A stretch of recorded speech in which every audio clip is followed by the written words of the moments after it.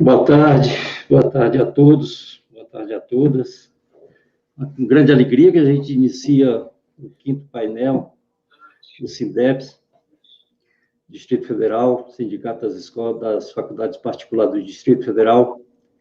E sejam bem-vindos, né? Mais uma vez, uma alegria muito grande. Espero que todos estejam bem, suas famílias, nesse momento difícil que estamos passando. Estamos aqui hoje para bater um papo com o doutor Bruno, professor Bruno. É uma grande alegria, professor.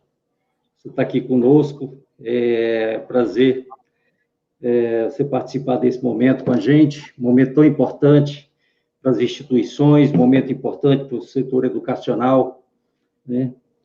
O Bruno Barreto é um amigo já, parceiro de sempre, né?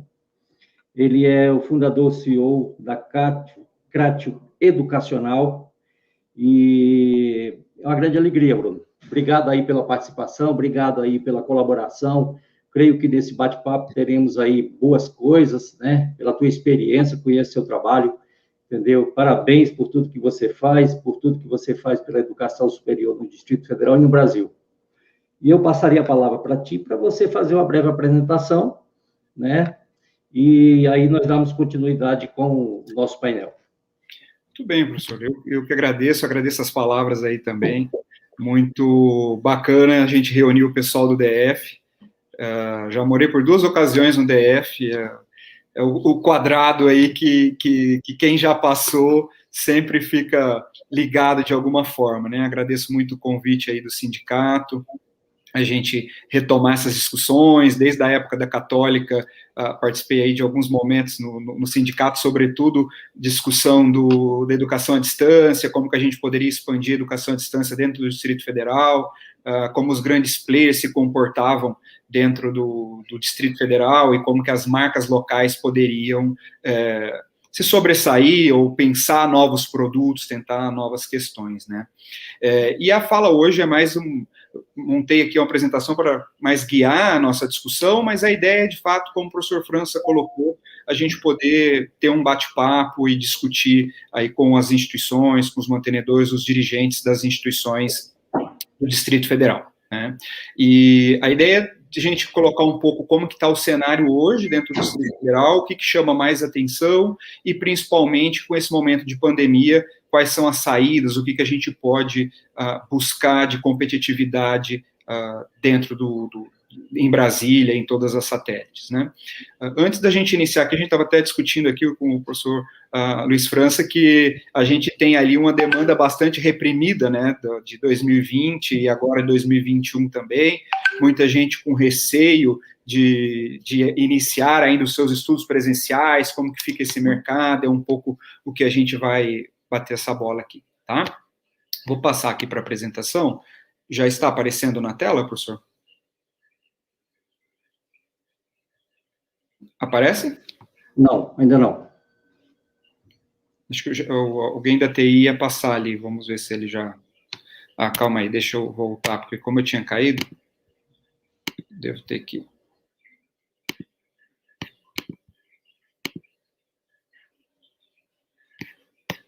Agora sim?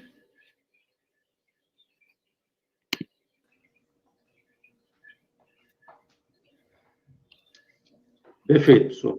Tá, então vamos lá.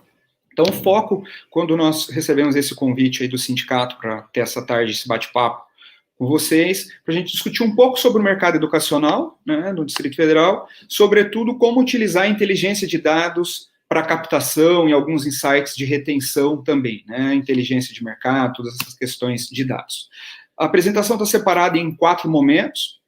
O primeiro momento, uma análise de mercado, para a gente conhecer quais são as principais tendências, o que está em alta, os cursos que estão crescendo, etc. Ligado a isso, já entra discussões de portfólio, como ter um portfólio ideal dentro das perspectivas e do que é buscado no Distrito Federal hoje, quais são as oportunidades, o que são os desafios, tanto na modalidade presencial, como nos híbridos ou 100% à distância. Uma análise de como identificar e como monitorar os concorrentes e buscar diferenciais dentro do mercado, E aí, finalizando com a importância de conhecer o seu público, né? Como entender o público-alvo e também como entender os alunos que nós já temos. Então, entender clientes e consumidores. E para que as campanhas de comunicação sejam uma campanha interna para conversar com o nosso aluno e ter um diálogo próximo a ele, como com esse prospect, esse eventual futuro aluno, que a gente tenha uma linguagem adequada e possa ser certeira dentro desse discurso, tá? Os dados são mais para guiar a apresentação e a gente poder fazer esse bate-papo no final. Então, o primeiro ponto, a gente começa aqui falando sobre a inteligência de mercado, né, e a importância da inteligência de mercado para trabalhar um plano estratégico mais assertivo, né? E o que a gente traz ali enquanto pesquisa de mercado? O que a gente precisa observar? Primeiro, entender o comportamento do mercado nacional, o que está em tendência dentro desse mercado, no caso do Distrito Federal, que acontece no distrito inteiro, e dentro da região onde a gente atua. Sobretudo nas análises, nós precisamos ficar muito atentos ao movimento dos ingressantes, porque quando a gente olha o número total de matrículas, pegando dados do censo, por exemplo, o número total de matrículas não necessariamente retrata o momento exato que nós estamos vivendo, né? Um exemplo é o EAD, como a gente vai olhar aqui dentro dos números. Quando a gente olha o número total, nós podemos ter uma ilusão de que o ensino presencial é muito maior do que a educação à distância e fazer mais investimentos no ensino presencial, quando isso não é bem verdade. Quando a gente analisa os ingressantes, em muitas regiões brasileiras, como a gente vai ver aqui à frente, os ingressantes da modalidade à distância, de cursos digitais, já são maiores do que dos cursos 100% presenciais. Então, a gente sempre busca olhar o comportamento do ingressante, porque ele é um raio-x mais próximo, né, do que um total de matrículas que está refletindo aí pelo menos os últimos 4, 5 anos. Infelizmente, a gente tem um delay bastante grande enquanto censo, né, nós estamos aí em 2021 com dados de 2020, 2019, né, é um pouco uma gestão aí de retrovisor, mas já serve como um parâmetro de comportamento de mercado, tá? E outras pesquisas que a gente também aponta que podem ser feitas para entender perfil e etc. É importante a gente entender qual é a volumetria de curso, quais cursos estão sendo mais buscados em cada modalidade e cada região, para ter esse portfólio mais assertivo, como a gente vai ver daqui a pouco. A disponibilidade financeira local é algo que muitas vezes a gente, permeando aí pelas instituições, nós encontramos instituições que não têm isso muito claro para entender qual é o poder de pagamento do seu público-alvo, e isso pode tanto ter uma mensalidade acima do que o público pode pagar, como também abaixo. A gente já viu isso, esses dois cenários em pesquisas com instituições aí Brasil afora. Então, entender a análise de preço sempre é algo muito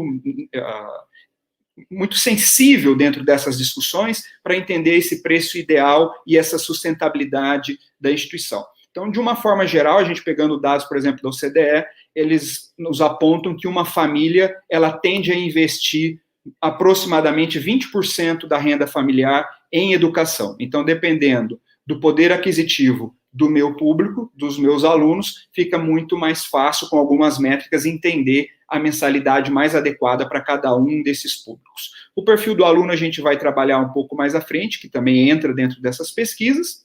Importante a gente ter uma matriz BCG dos próprios cursos, não olhar só o mercado externo, que é vital dentro de inteligência de dados, como a gente está colocando, mas entender também os dados internos. Então, dentro do meu portfólio, qual está gerando caixa e qual eventualmente pode estar consumindo caixa. E esse que está consumindo caixa, ele é um problema de mercado ou ele é um problema interno?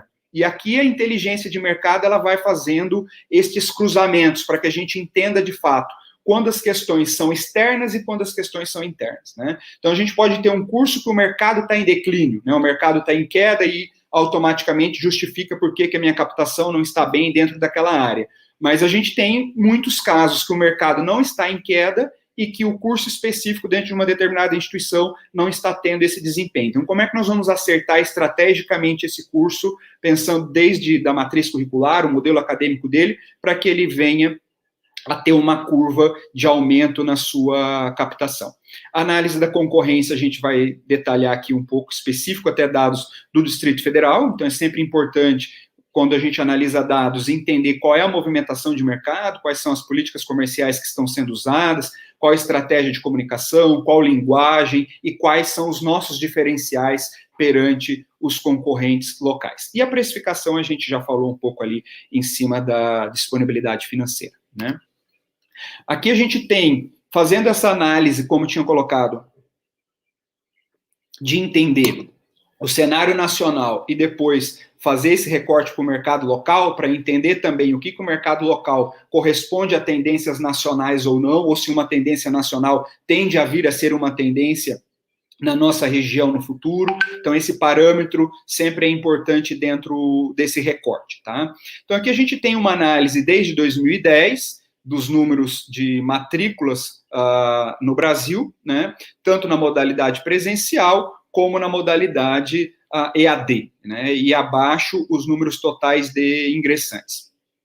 Então, a gente tem ali o que não é grande novidade, né? Um aumento do número de alunos no presencial de uma forma geral até 2014, 2015, ali no auge do FIES. Depois a gente passa a ter uma ligeira queda dentro desses dados do ensino presencial, e em contrapartida a educação à distância tem feito um movimento de crescimento grande nos últimos anos, sobretudo aí na última década.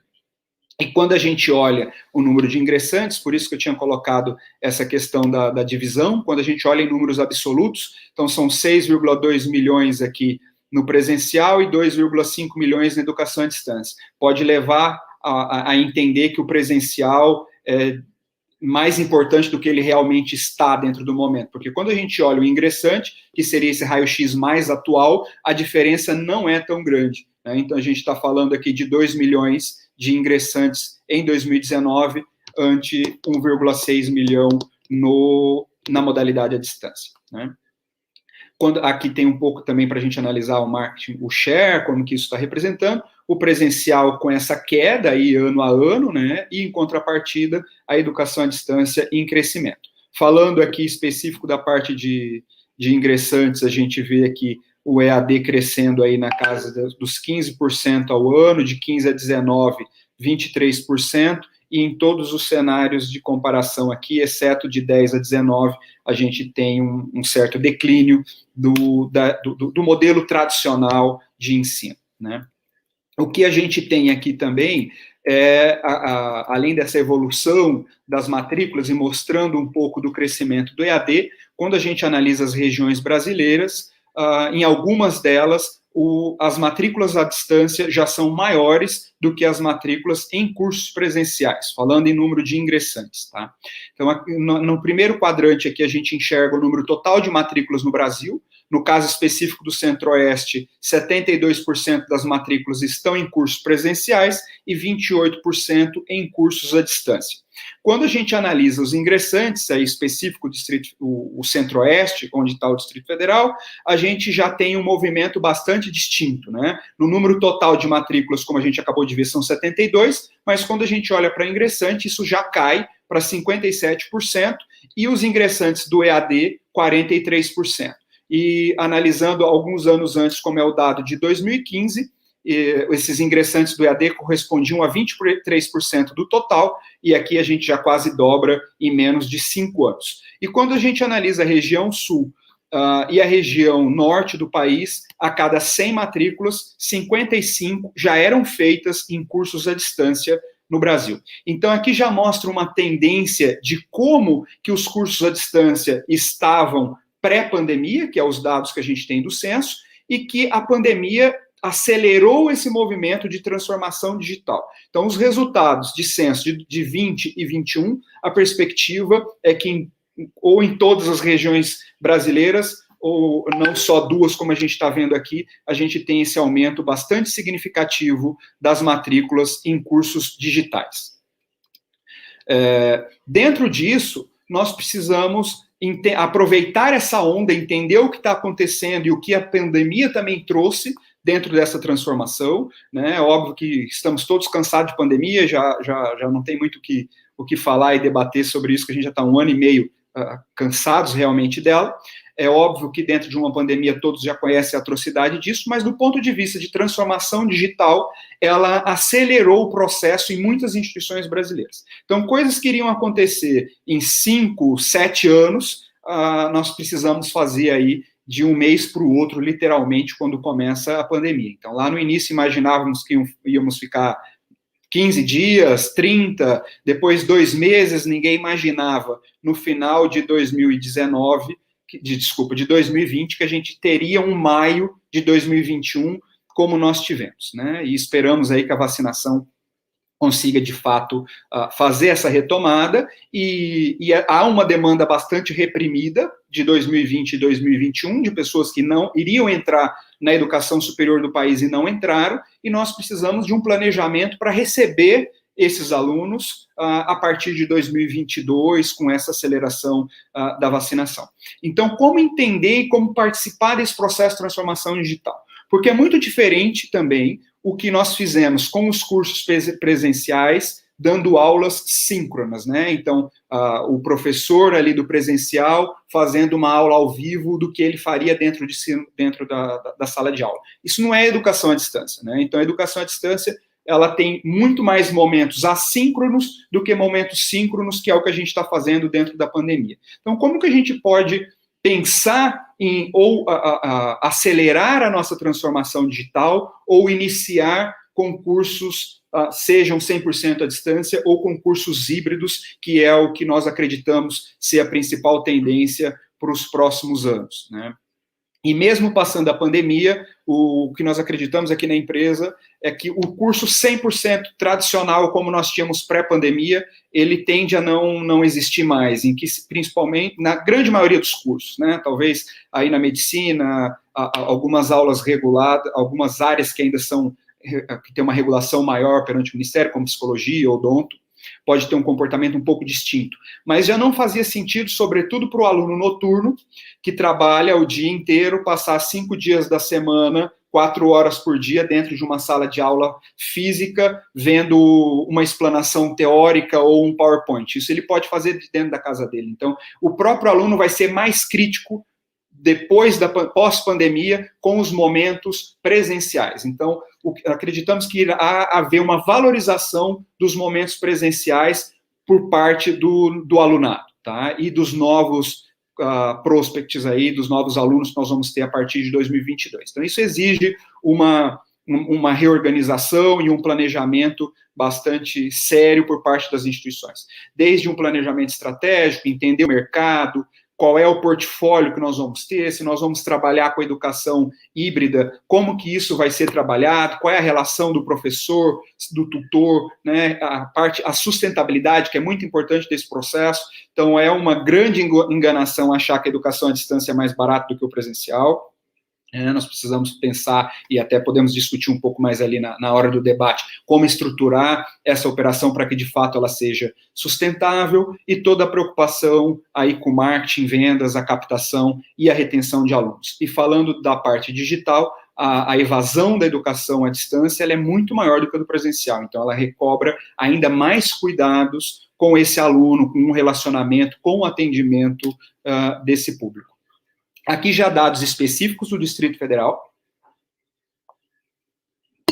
onde nós temos o total do mercado, as 88.600 matrículas, 55% está aí dentro do mercado presencial e 45% no mercado à distância. Então, vejam que aqui no caso específico de Brasília, a diferença já é menor do que da média nacional. Então, nós temos um peso considerável já da educação à distância no número total de alunos do Distrito Federal.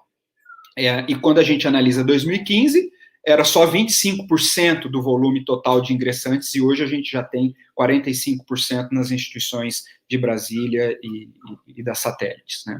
Quando a gente analisa o mercado presencial, ele está em queda desde 2015, então nós saímos aí de 58 mil matrículas para 48 mil no último censo, uma média de retração aí de 4,6% em média ano a ano, e em contrapartida nós saímos de 19 mil alunos para 40 mil, né, mais dobramos aqui o número de alunos nesse período de 5 anos analisados aqui, de 15 a 2019, e um crescimento médio no mercado local de quase 20% ao ano. Aqui a gente tem uma separação de bacharelados, licenciaturas e tecnológicos. Quando a gente analisa o cenário presencial em todas as formas, seja bacharelado, licenciatura ou tecnológico, a gente tem queda, e na educação à distância, em contrapartida, a gente tem uma alta em todos eles, né? No caso dos cursos presenciais, 83% das matrículas estão em bacharelados e licenciaturas, e quando a gente vai para a educação à distância, a gente tem um papel maior dos cursos tecnológicos do Distrito Federal. Isso é uma característica bastante específica do Distrito Federal. De uma forma geral, os cursos tecnológicos tendem dificilmente chega aí a quase metade das matrículas, né, como os 49% que a gente está olhando aqui em cursos tecnológicos. As áreas que retraíram no presencial, para a gente entender um pouco aí essa dinâmica do Distrito Federal, do comportamento de mercado, né? E como que nós estamos ajustando isso? Então, dentro do presencial, exceto a área de saúde, que nós tivemos um crescimento médio dos últimos 5 anos de 3% ao ano, todas as outras áreas estão em queda, né? A maior queda está nas engenharias, né? Justificado muito pela crise também, né? E o boom que a gente viu das engenharias no início da década e que a gente teve uma queda aí nos últimos anos. Outro caso também de uma queda aí acima dos 2 dígitos está a área de comunicação e a área de hospitalidades em cima do que a gente está olhando. E quando a gente analisa o mercado da educação à distância, todas as áreas estão em crescimento, exceto também as engenharias. Então, as engenharias também caem na educação à distância do Distrito Federal. E os maiores crescimentos estão aí na saúde e na educação, sobretudo na saúde, com crescimento de 62% ao ano, de 15 a 19, com os dados do último censo. E com a pandemia, nós já temos observado e simulado aqui algumas prospecções. A pandemia, ela acelerou e ela colocou em mais evidência ainda a área da saúde. Então, cursos como educação física, enfermagem, tendem a crescer muito nos últimos anos, como já cresceram em 2020 e 2021. Aqui a gente tem um pouco, até para ir já calibrando o portfólio e entender, de fato, qual é o portfólio ideal, os principais cursos do Distrito Federal, aqui sempre analisando o mercado particular, como é o caso dos associados do sindicato, né? Tanto na educação presencial, que é o que a gente está vendo à esquerda, e dos cursos à distância de Brasília, ali à direita. Então, os cursos mais buscados no presencial, direito, enfermagem, psicologia, administração, pedagogia, educação física, como os principais aqui, e na educação à distância, a pedagogia é o maior curso, os tecnológicos têm um grande volume, sobretudo RH e gestão pública, por isso que nós vimos ali anteriormente que 49% das matrículas EAD do Distrito Federal estão em cursos tecnológicos. A análise de desenvolvimento de sistema aparece aqui também, então perceba a quantidade de cursos tecnológicos estão entre os principais do Distrito Federal.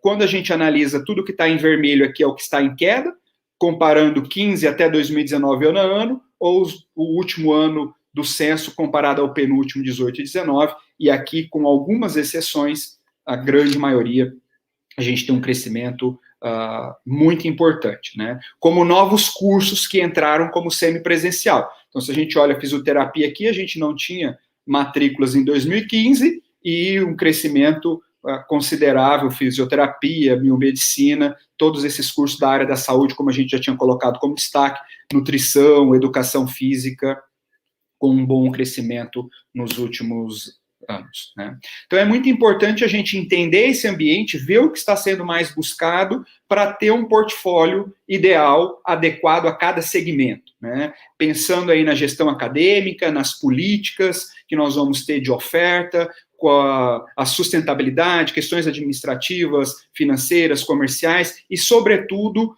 ou reestruturar ou acelerar os nossos departamentos de captação de alunos e ter esse olhar bastante caro aí com a gestão da permanência, né? Aqui a gente tem um pouco de dinâmica do mercado do Distrito Federal. Todos esses dados são dados públicos e dados que estão no censo. Tá? Então, aqui a gente consegue ver, mesmo num mercado que tem um declínio ali no número de ingressantes, quando a gente analisa 2015 a 2019, né, uma queda aí de 16%, mas mesmo nesse mercado em retração dos últimos anos, nós tivemos marcas que apresentaram crescimentos aí de 15 a 2019 e marcas que perderam o número de alunos no Distrito Federal durante esse período. E as principais bandeiras aqui, os principais players do Distrito Federal, quais são os top 15 aqui, vamos dizer, em números totais de matrícula. Aqui eram de cursos presenciais, tá? E aqui de cursos à distância. Então, nos cursos presenciais, a gente tem uma queda de 16% nesses 5 anos analisados com dados de censo, 15 a 2019, e quando a gente olha o EAD, ele é um crescimento anual ali muito maior e sai dos 19 que a gente já tinha visto para mais de 40 mil alunos. E quais são os players que mais captaram alunos durante esse período e o que perdeu alunos durante esses últimos 5 anos? E também os principais players do Distrito Federal na educação à distância. Esses dados especificamente já acompanho há um bom tempo, sobretudo aí no Distrito Federal, e a gente tem um crescimento importante de instituições locais, de marcas do Distrito Federal nos últimos anos. Isso a gente não via até 2016, 2017, por exemplo, onde a grande maioria dos alunos estavam matriculados em grandes players, né, em players nacionais e não em marcas locais. Então, não eram nem as nossas instituições, nem os nossos docentes que estavam dando aula para os alunos do Distrito Federal. Nós temos ainda, quando a gente analisa os 15 aqui, um papel importante dos players nacionais, né, mas já temos marcas locais com um crescimento de share também importante durante esse período. Aqui a gente tem uma análise para como manter essas marcas competitivas, né, através de uma operação bastante focada em resultados. O que a gente está analisando aqui à esquerda é um exemplo, óbvio que a gente não vai expor qual é a marca, mas é um exemplo de uma marca local que, mesmo caindo na educação presencial, ela conseguiu equilibrar o seu número total de alunos investindo na educação à distância. Então, aqui a gente analisa o número total dessa instituição, né? A gente vê essa queda ali, sobretudo 17, 18, aqui 19, uma instituição que sai aí de mais de 6 mil alunos para 4.500 no presencial durante esse período, e o EAD iniciou ali em 2017 e já tem hoje uma boa representatividade em números totais da instituição. Então, essa instituição, dentro de alguns cursos, para a gente analisar também essa questão de portfólio, né? Pegando ciências contábeis, tem uma queda muito grande no número de alunos, mas ela consegue manter o equilíbrio com a educação à distância. A mesma coisa nesse recorte da análise de desenvolvimento de sistemas e a gestão pública, que supera o próprio presencial de forma bastante significativa. Então, aqui é um case para a gente entender como que instituições que sabem aproveitar esse momento e que investiram na transformação digital já até antes da pandemia, o resultado que eles têm conseguido ao longo desses anos. E aqui já não é uma instituição específica, aqui são os números totais do Distrito Federal de ingressantes, e a gente tem 3 modelos aqui para entender também a força da educação à distância: análise de desenvolvimento de sistemas, educação física e pedagogia. O que está no azul mais claro é o EAD e o mais escuro presencial. Então, a gente analisa aqui sistemas, ele está em queda ano a ano, mas o EAD ele tem crescido ano a ano, e hoje nós já temos mais alunos fazendo o curso de análise de desenvolvimento de sistemas EAD no Distrito Federal do que presencial. A própria educação física, que em a sua grande maioria são cursos aí híbridos, né, também tem a queda do presencial foi compensada pelo aumento da educação à distância, e hoje está muito similar à entrada de presencial e de à distância. E a pedagogia, o mesmo caso de análise de desenvolvimento de sistemas. Hoje, a pedagogia EAD no Distrito Federal tem mais de 5 mil alunos, e o presencial caiu de 3 mil de 2015 a pouco mais de 2.300 em 2019. Então, é muito importante a gente entender esse comportamento do consumidor, entender a análise da concorrência, para onde esses alunos estão indo, quais são os principais players por área. Então, se a minha instituição tem uma vocação mais em cursos da saúde, quais são os outros que estão trabalhando com saúde, ou se é em negócios, né, ou em tecnologia, na parte de TI, a gente sempre precisa entender o portfólio e como isso está dentro da nossa concorrência para fazer essa análise e entendendo quais são os diferenciais que a gente tem, como que o nosso aluno nos enxerga e como ele enxerga a concorrência, e assim sucessivamente, como algumas questões que a gente coloca aqui para fazer essa ilustração. Conhecer o aluno. Nós fizemos aqui só um recorte, falando em faixa etária, mas para conhecer esse aluno nós precisamos entender aí também não só a questão da faixa etária, mas sobretudo renda, se trabalha, se não trabalha, onde fez a sua escola do ensino médio, se foi privada, se foi pública, para ter uma comunicação bastante assertiva a ele. Então aqui são dados do mercado particular do Distrito Federal, a gente observa ali praticamente 60% do alunado do presencial, ele tem aí abaixo dos 24 anos, e o aluno do EAD, ele é um aluno mais velho, né? Então, é um aluno ali que só 25% tem até 24 anos. A sua grande maioria aqui, 33%, que é a maior faixa, tem acima de 35 alunos no Distrito Federal. Mas sempre é importante a gente fazer os recortes por curso, porque quando a gente analisa só o número geral, isso não representa a totalidade de cursos, né? Então, nós podemos ter um curso no EAD que tem um público mais jovem, como podemos aqui no presencial também ter um público mais velho. Então, aqui tem alguns exemplos também separados por curso, pensando só em faixa etária, para a gente ilustrar um pouco como que a inteligência de dados pode nos auxiliar dentro desse processo, né? Então, entendendo esse perfil do aluno, além ali da parte de faixa que a gente colocou, a parte socioeconômica, quais são os hábitos, o que é a expectativa que ele tem enquanto curso, quais são os maiores volumes em segmentos, a gente viu aqui o papel do tecnológico no Distrito Federal, diferente de outras regiões, o que esse aluno pensa sobre a instituição, como a gente tinha colocado, como que a gente faz essas avaliações e quais são os indicadores para que a gente trabalhe a fidelização e a permanência. Então, o conhecimento do nosso aluno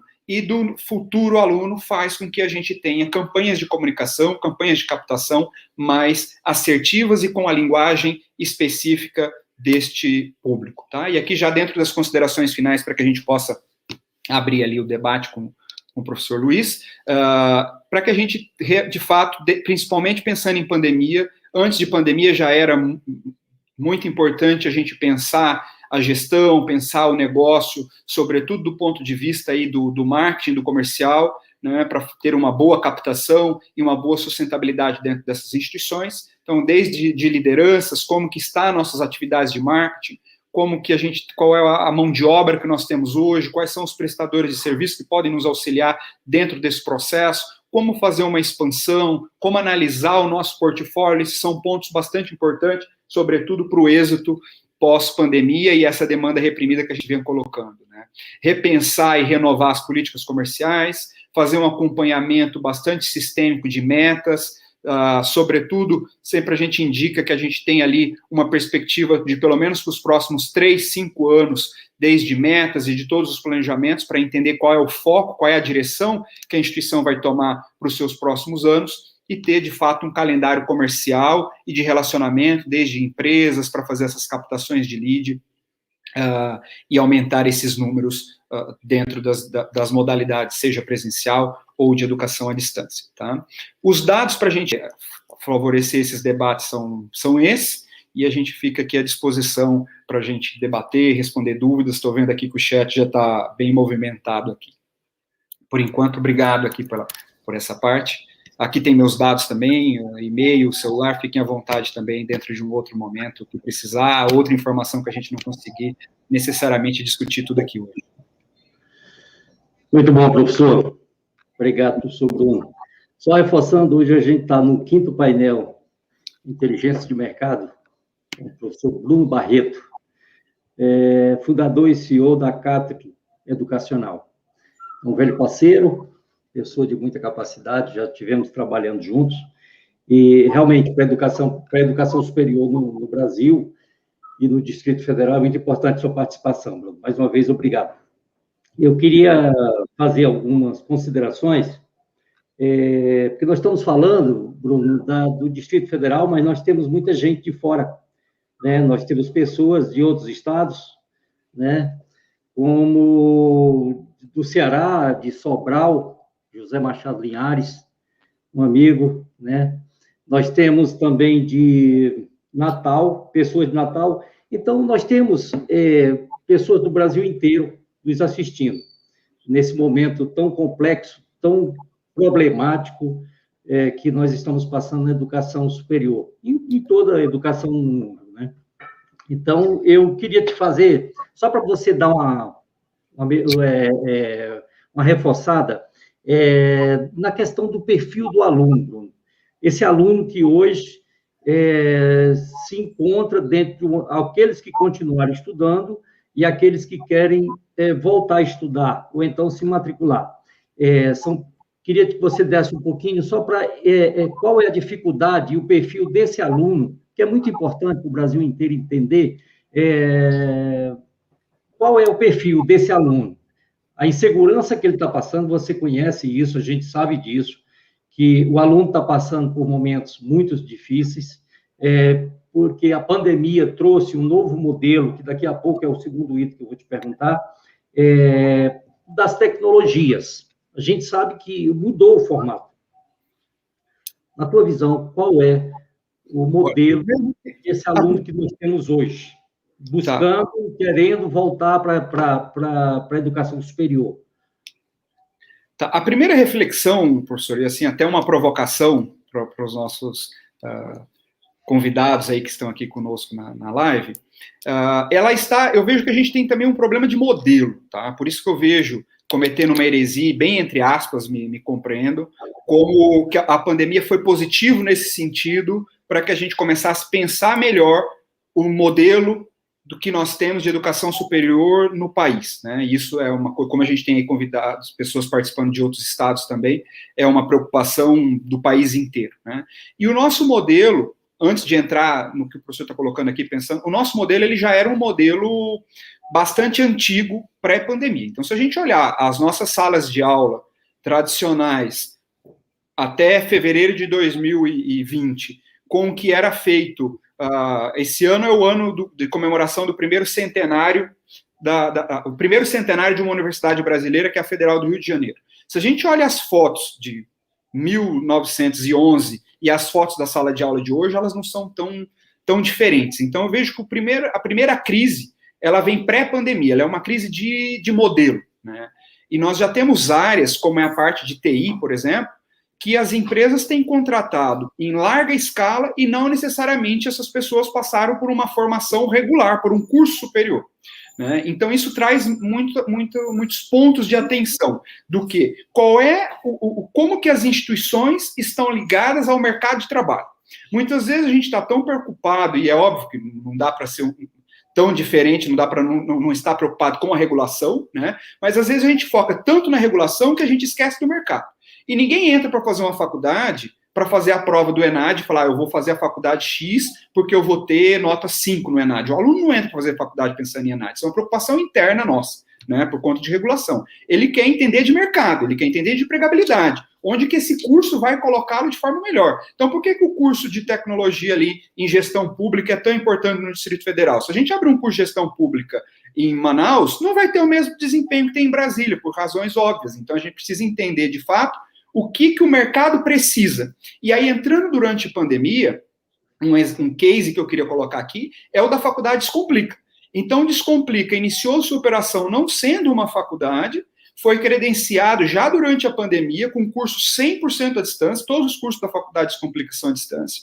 É uma faculdade isolada, então ela tem uma limitação aí de ampliar o número de vagas, mas as vagas que foram ofertadas, eles preencheram aí em pouco mais de 30 dias. Durante a pandemia, essas vagas foram preenchidas. Então, por que o Descomplica conseguiu preencher suas vagas? Não só por conta do modelo de negócio que eles têm, que é bastante exitoso, como todos nós conhecemos, mas porque eles estão também com uma linguagem conhece muito bem qual é o perfil do seu prospect, do seu aluno. E essa linguagem é muito certeira e com um produto bastante certeiro também para essa linguagem. Então, o problema de captação ele não está só na pandemia. É óbvio que a pandemia agravou isso, sobretudo por uma questão de saúde pública. Então, nós temos ainda hoje uma boa parte da população que está com receio de ir para a sala de aula presencial.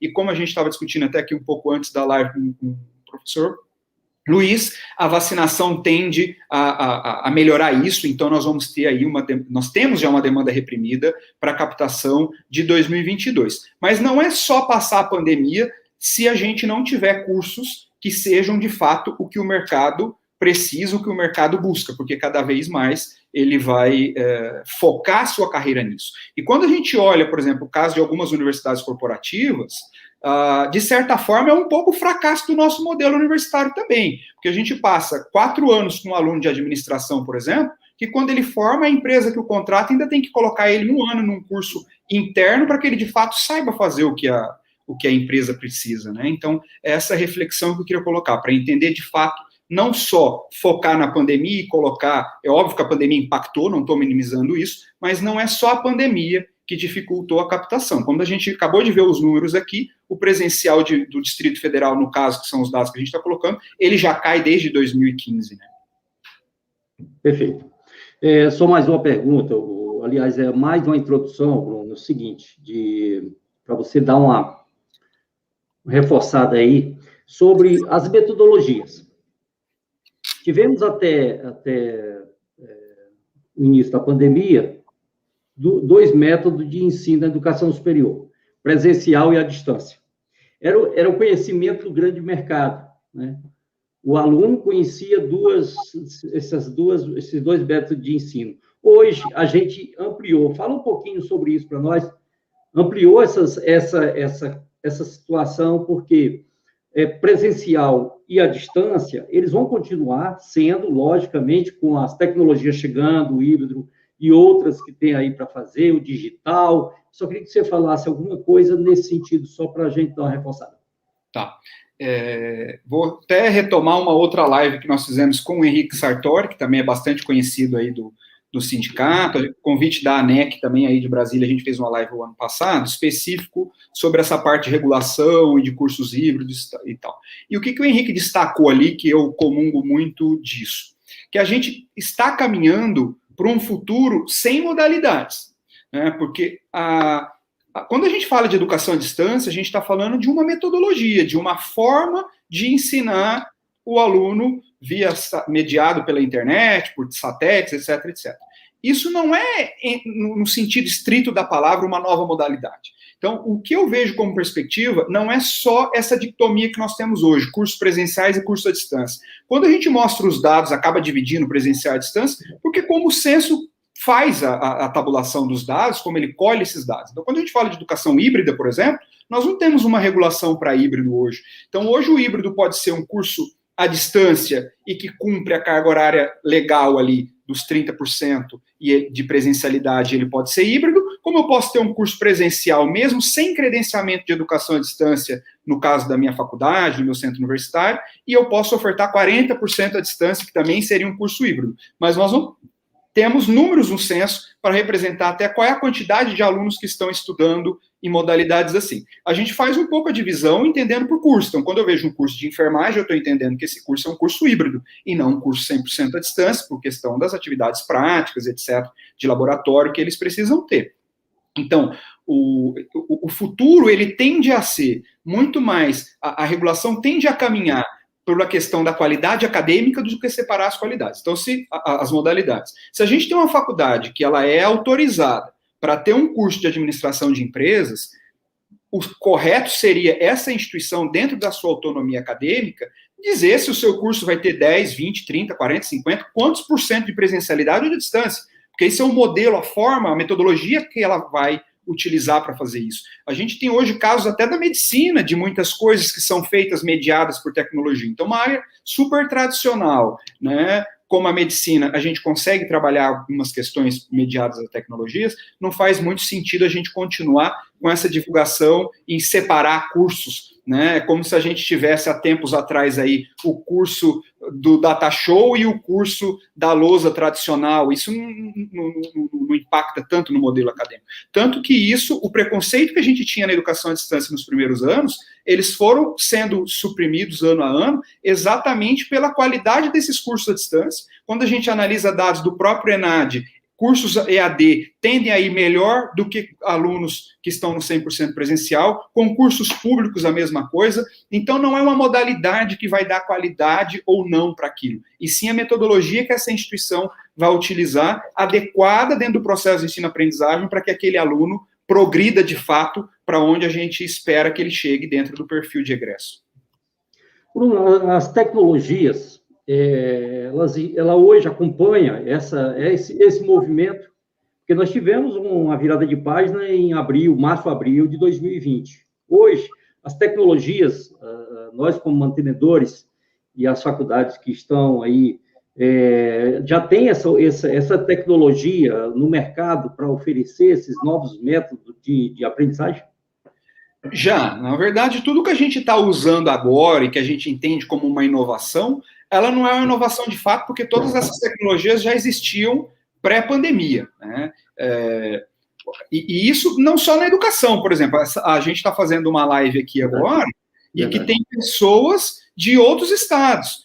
Pré-pandemia, provavelmente eu teria recebido o convite, a gente estaria aí no sindicato ou num determinado auditório conversando com os associados, né? A gente estaria em uma coisa física e esse momento não necessariamente diminui a questão da interação presencial, que é muito importante em muitas coisas, só que a própria metodologia, vamos dizer assim, que a gente está utilizando nessa live, ela amplia o próprio público que a gente tinha inicialmente, né? E a educação não é distinta a isso, né? Então, a gente já tem... O grande problema, eu não vejo que está nas metodologias. A gente tem muitas formas de como trabalhar, desde metodologia ativa, de tecnologias, para o ambiente virtual de aprendizagem, qual utilizar isso, etc. A complexidade está na mudança da cultura, na própria instituição fazer o que a gente está chamando aqui de transformação digital. Ele se empoderar, esse professor, esse coordenador de curso, conseguir entender o cenário que nós estamos e falar com um novo público. Então, hoje, a gente tem aí clientes em diversas regiões do país, a gente atua o tempo inteiro aí com treinamentos, com docentes, coordenadores, e e sempre eu coloco isso para os mantenedores. Quando a gente está falando de transformação digital, o nosso maior concorrente não é o grande player que tem mais matrículas na minha cidade do que eu que estou começando agora. O principal problema, ele é interno, não externo. A gente tem, muitas vezes o mantenedor tem a intenção ali, ele acredita no modelo de educação à distância, ele quer aprofundar ali o seu planejamento para cursos híbridos, etc., mas não necessariamente o seu corpo, o seu quadro está na mesma sintonia. Ele está preparado para isso, né? Então, o que a gente vê é uma resistência, não é uma coisa que é explícita, né? Mas isso é percebido quando a gente começa a atuar a transformação digital dentro das instituições. Então, a primeira coisa, o coordenador, o professor, ele tende a pensar com a cabeça dele do presencial. Então, ele vai fazer uma matriz curricular, ele está fazendo a matriz pensando na sala de aula física, na forma como ele estudou ali. Ele não está entendendo como que as tecnologias vão auxiliar ou vão mudar aquilo. E muitas vezes a gente acaba também se apegando a pontos que não são os mais importantes na hora de pensar um modelo do século XXI, de fato, né? Então, eu entendo que o modelo século XXI, de fato, ele já é híbrido, as pessoas já são híbridas, né? A gente já tem muitas coisas que nós fazemos digitais e outras coisas que são presenciais. O próprio mercado tem mudado, e a pandemia acelerou muito isso. Muitas empresas, a gente tem observado, que passaram para o remoto e que mesmo depois da pandemia, elas não pensam em retornar para o 100% presencial com o seu quadro como tinha antes, né? Porque a gente consegue conciliar isso. E a educação, ela não pode ser diferente. Só que, infelizmente, a educação que tinha que ser a grande locomotiva da sociedade, de sempre mostrar os paradigmas, de sempre estar à frente do que o mercado não é o que acontece, né? A gente, às vezes, nós vemos várias áreas em transformação. Vamos pegar a parte de banco. Tem coisa que maior transformação digital do que do que o mercado financeiro, a questão dos bancos, e nós estamos anos-luz disso, né? Então, a gente começa a ir a forceps. Quando a gente vê que o mercado, de fato, entrou uma crise, não estamos conseguindo captar, e aí o que a gente vai fazer? E não uma análise mais preditiva da situação. Obrigado, Bruno. Agora, nós temos aqui algumas participações, só queria fazer um registro. O professor Júlio César, da Udiceplac, professor Bruno Lacerda, da Católica, professora Candice Figueiredo, reitora da FASEX Natal, Rio Grande do Norte. Nós temos muita gente aqui de outros estados, de Brasília, várias faculdades, LIERC, Fulano, Celi, da Unifacex também. Só para a gente ter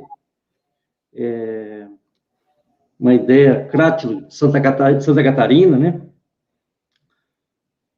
Nós temos aqui também Alex Fernandes, Unibras, Santa Inês, Maranhão. Muito importante a participação de todos. Tiago, José Machado Linhares, como eu já falei, curso de Educação Física da Universidade Estadual Vale do Acaraú, Sobral, Ceará. Rubens Machado, de Fortaleza. Mais gente aqui, Raquel Cabral, da Unifacex, também de Natal. Bom, é muita gente, é muita gente. Vou ver se vou escolher mais uma pergunta aqui. Professor Sérgio, aí do Uniprojeção em Brasília. Professor Sérgio também. O José Machado Linhares está dizendo a importância, este olhar sobre a diversidade e a oportunidade que permeia todo o processo de formação, realmente há de se respeitar a particularidade de cada área. Isso é fundamental. Se você puder falar um pouquinho, Bruno, sobre isso, a particularidade de cada área, porque as áreas, elas são diferentes. O mercado tem uma exigência diferente. Nós temos aqui um debate muito grande com avaliadores, que eu acho que você também do MEC. Então, chega uma pessoa do Rio Grande do Sul em Brasília, chega alguém do Nordeste em Brasília. O mundo é diferente, né? Então, fala um pouquinho sobre essa particularidade de cada área, para a gente só fortalecer aqui também. Ainda tem aqui o Wesley Pimentel, que é da FASEX também de Natal, Zé Sérgio, do Projeção, como você já falou. Quer dizer, tem muita gente participando conosco. Dá mais uma reforçada para a gente aí, por favor. De certa forma, essa característica regional, ela também é perdida por conta da regulação também, né? Então, é inconcebível um país como o Brasil, com as escalas que a gente tem, nós temos uma diretriz curricular para um curso de medicina veterinária, seja esse curso na Ilha de Marajó ou na cidade de São Paulo, né? Seguir as mesmas diretrizes no país inteiro. Então, isso já, de certa forma, é um limitador para entender as particularidades de cada região, do ponto de vista regulatório. Mas não podemos estar limitados a isso. Se a gente pegar ali na ilha, esse exemplo que a gente está colocando, na Ilha do Marajó, o conhecimento que ele vai ter que ter de búfalos, por exemplo, é diferente de alguém que vai fazer aqui dentro da cidade de São Paulo, que ele não vai nem cuidar de grandes animais, né? Então, são características muito distintas e que, infelizmente, hoje a gente tem essa distinção. Mas nós precisamos buscar caminhos que driblem isso, porque se a gente não trabalhar a empregabilidade, que era o que a gente estava colocando anteriormente, nós vamos ter uma evasão alta, e isso, no médio prazo, vai também impactar na nossa captação. Então, nós conhecemos aqui, não vamos citar nomes, mas instituições onde tem ali um departamento, uma área na cidade de tecnologias bastante grande, e via parcerias, todos os cursos de tecnologias da instituição preenchem o número de vagas, porque está muito alinhado ao que é esse mercado. E mesmo dentro da gestão do nosso portfólio, não dá para a gente tratar todas as áreas e todos os nossos cursos da mesma forma, senão a gente estaria fazendo a mesma coisa que o Ministério da Educação está fazendo e que muitas vezes a gente critica, né? Então, se a gente tem uma área de saúde, o comportamento que nós vamos ter, metodologias que vão ser utilizadas na saúde, podem ser diferentes de metodologias na área de tecnologia, por exemplo, na parte de TI, ou na área de negócios, ou no próprio direito. Então, a gente precisa, de fato, entender a instituição é um organismo formado por vários órgãos. Cada curso desse precisa estar saudável para o órgão inteiro estar saudável.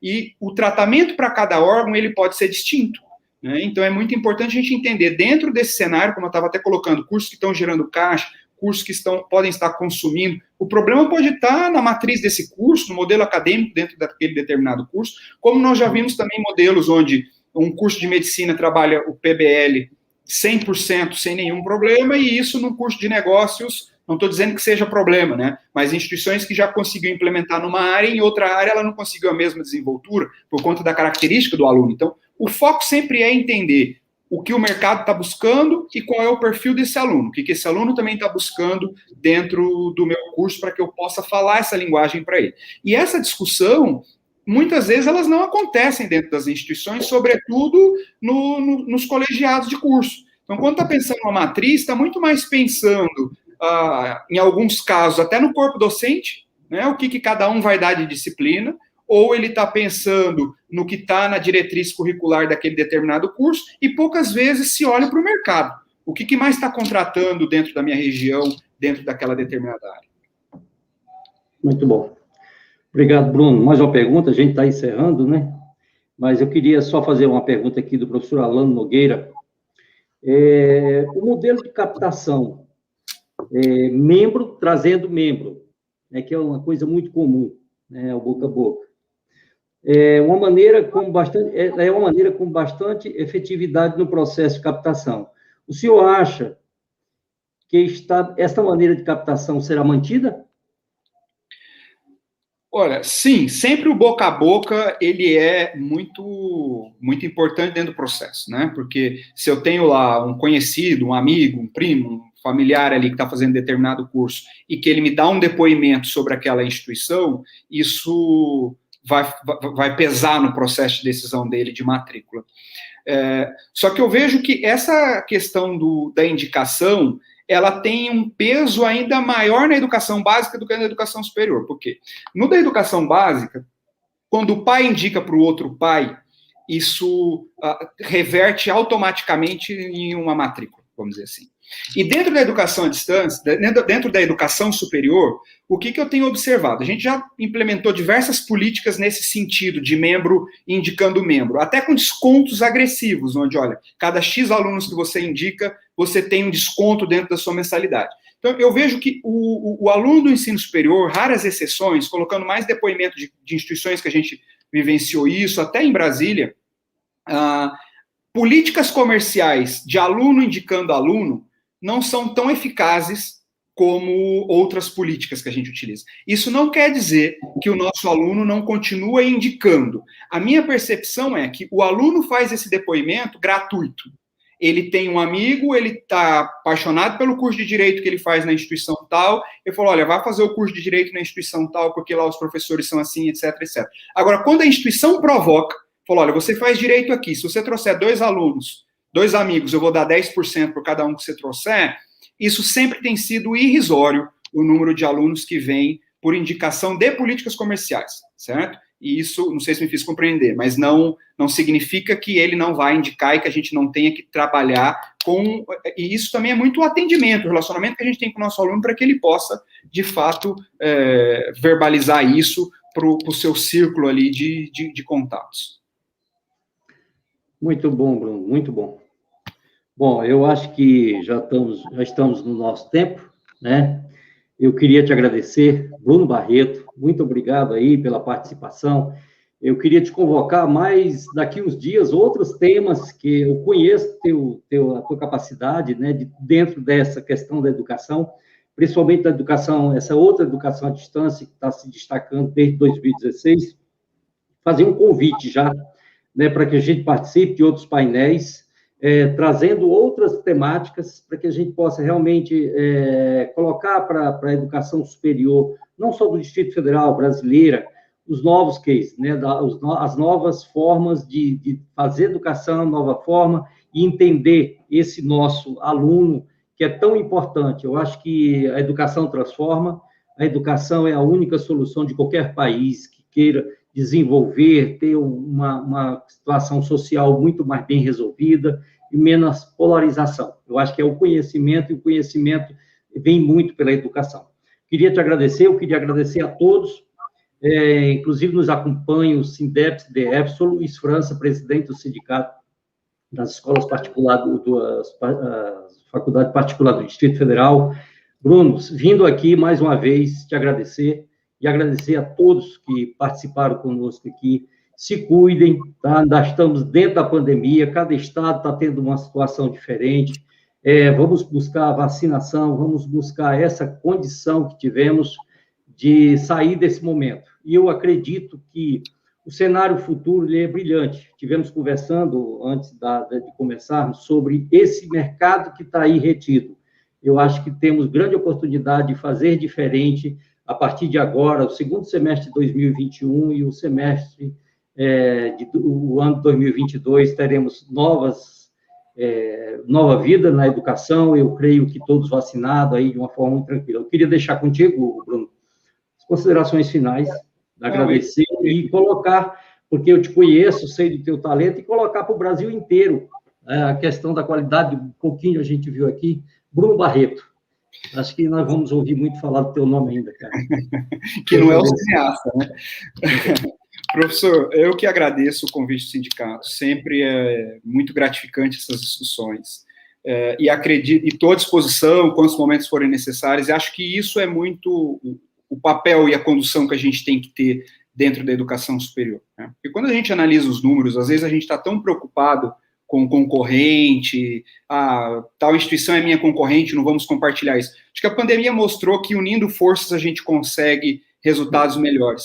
E, de verdade, não acredito que o concorrente da educação superior é outra instituição de educação superior, principalmente num país com as características que a gente tem. Então, eu sempre brinco com os mantenedores, falo, olha, quando um aluno seu passou por uma loja de automóvel e aquele vendedor parcelou o carro dele em 72 meses, o seu concorrente é ele. Em 72 meses ele não vai ter condições de fazer a sua faculdade, né? E a gente, o mapa do ensino superior foi lançado ontem, aí lá pelo Semesp, e ele traz 56 milhões de brasileiros que têm o ensino médio que não estão estudando. Então, muitas vezes a gente está preocupado em brigar pelos mesmos, né? E não ver o mar azul que nós temos pela frente, num volume, a gente tem aí uma escolaridade bastante baixa em nível superior, até comparado com países vizinhos como Paraguai, Argentina, a gente está irrisório o percentual de jovens aí entre 17 e 24 anos fazendo ensino superior, e a gente fica brigando pelas visitas da escola e por aquele mesmo número. E o próprio dado do mapa, ele traz isso como... É óbvio que é muito importante trabalhar com as escolas, só que a gente tem um ensino médio em declínio no país, por conta da própria taxa de natalidade, pela própria população brasileira que está estagnada. Então, a gente forma, por ano, menos de 2 milhões de jovens no ensino médio. Se a gente for brigar por esses 2 milhões, ninguém vai ter sustentabilidade, né? Então, a gente precisa ampliar, sim, isso, e a minha mensagem é essa, de trabalhar de forma colaborativa, de unir esses esforços para todos ganharem em cima disso, né? E se cuidem também, e estamos muito otimistas aí com esse futuro, apesar da pandemia, né? Que consigamos todos nos vacinarmos muito em breve, e que os nossos alunos também, para que eles possam estudar aí, seja agora no meio do ano e de 2022 para frente. Muito bom. Obrigado, professor. Obrigado. Obrigado a todos, né? Até a próxima, vamos estar sempre aí, nós estamos nas redes sociais, nos acompanhem. Muito obrigado. Se cuidem. Obrigado, pessoal.